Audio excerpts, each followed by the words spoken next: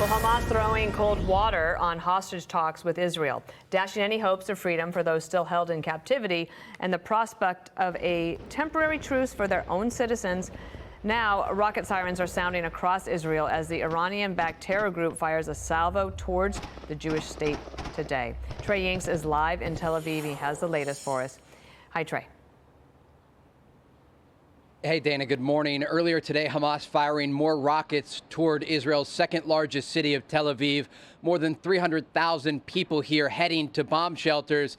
76 days into this conflict, the factions still have maintained their ability to fire these salvos toward major population centers. It does come as Hamas has publicly rejected Israeli discussion about a new ceasefire.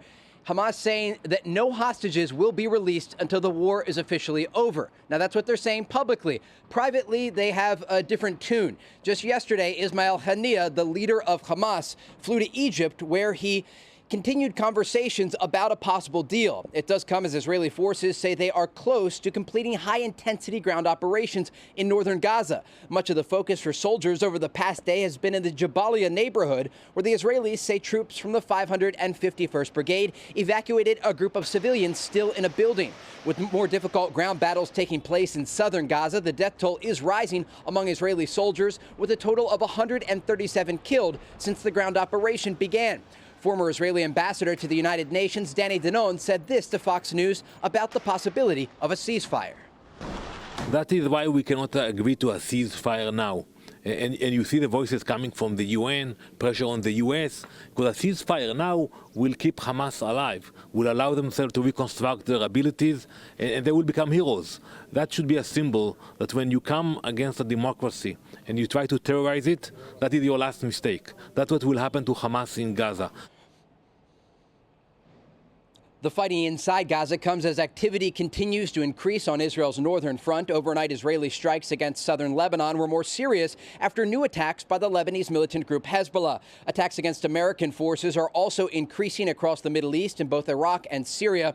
Overnight, a rocket attack against the Al-Assad air base brought the total number to 102 since mid-October. The region clearly on the brink of a much broader conflict, and that's part of the reason over the past week you've seen American officials visiting here in Tel Aviv to meet with their Israeli counterparts and prepare for the future. Dana? Trey Yingst, thank you for the update. Keep so, safe. Want to bring in Hugh Dugan, a former hostage affairs envoy. Sir, good morning to you. I want you to listen to Antony Blinken. Good morning. Hamas wants a ceasefire. That's what they want first. Well, here's Blinken putting the finger at Hamas. This is something we'd very much like to see happen. The problem was and has been and remains Hamas. I know that Israel would welcome, and I think the world would welcome. Yeah, what gives? Or is this just part of a wicked negotiation? Sir, can you hear me okay? Yes, this is. Yes, thank you very much. Good morning, Bill.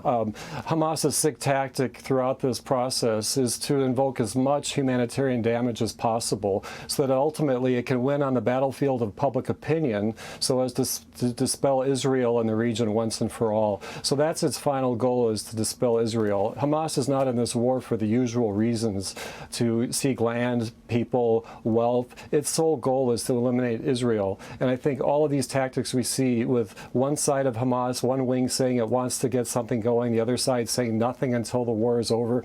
It shows their disarray, but it feeds into their ultimate objective, is to create confusion long enough to evoke as much humanitarian damage and pin it on Israel's future. Yeah, this whole quest about a ceasefire, why not grant that? Say, you know, we'll do it for 10 or 12 hours, because the Israelis are looking for 40 hostages to come home. And these are women and their children and their elderly males. And you know those men need help in addition to the women. Absolutely. It's sickening. And meanwhile, Hamas is saying no deal until the war is over. The only way that this war is over is not through a simple ceasefire. It's with a simple cease terrorism. Nobody wants terrorism in the world except terrorists. Terrorists are choreographing the world theater for damage, for their own influence. So the terms of trade that they ultimately want to see is no war. Then maybe we'll talk, oh, by the way, we want 8,000 Palestinian prisoners prisoners out of Israel for about 100 hostages. That's not sensible. I'm here in Milwaukee today. President Biden is here to explain Bidenomics. He really this year needs to explain why are Americans still held in hostage by Hamas 2 months into this. This is going to turn out to be his Carter-era hostage headache going into this election year more than Bidenomics itself. Wow, that is a very interesting comment. And sometimes you wonder why you don't get more of those questions out there with the White House press corps. But that is what it is for the moment here. We may see the White House a bit later this afternoon. This Yahya Sinwar, he was in Israeli prisons for 20 years. All right, he's running the militant wing of Hamas. By all accounts, he's still alive, and by all accounts, he's still in Gaza. Can you explain to us why it is so difficult to locate this individual? This individual was locatable until he was released under a previous hostage swap deal a few years ago. That's the danger of letting these Palestinians out of prison in Israel, because they go right back to the front and they end up commanding with a vengeance the type of persecution of Israel and theatrics on the world stage that can unsettle not just a region but broader. It's hard to find him. There's a fog of war. It's a very complicated situation. Hostages are their own war, and here they're a war within a war, the region which has undergone tension for decades. We need to find this person. Apparently there are two wings in the Hamas organization, the militant wing in the field and the political wing sitting comfortably in Doha.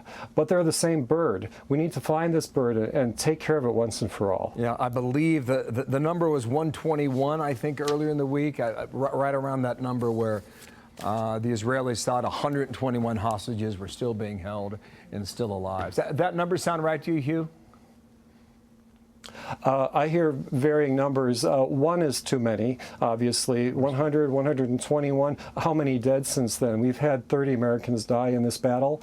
We've had several suffer as hostages. Just one little girl coming out after 2 months. It's really sickening. And as I mentioned, this is the explanation that we need to hear from this president going forward during this election cycle, or else it will be a major hostage headache going forward. Hugh Dugan, thank you for your time, sir.